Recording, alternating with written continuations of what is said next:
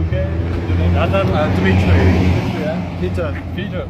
I was recording again. And I'm Syed here. I'm always thinking it's a photo. So my name is Syed. I'm also visiting here, recently making my home in Iskardu, and this area is so beautiful, so peaceful.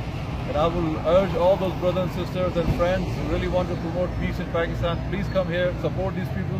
They need your help, and Pakistani government is really trying hard, this new government of Imran Khan, to make sure that this area gets a real return for the potential that it has.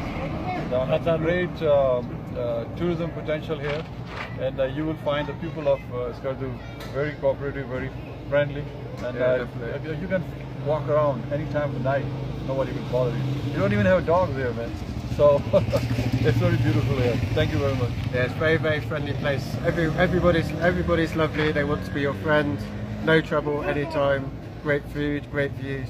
You should come. Awesome. I've got nothing really to add on what you've just said. You've put it very eloquently and in much detail. It's been 4 days without any trouble. Exceptional hospitality, exceptional scenery. As you say, I just hope it carries on going in the right direction. All right, so welcome to Iskardu and Hussain Ahmad. Thank you very much. Thank you very much.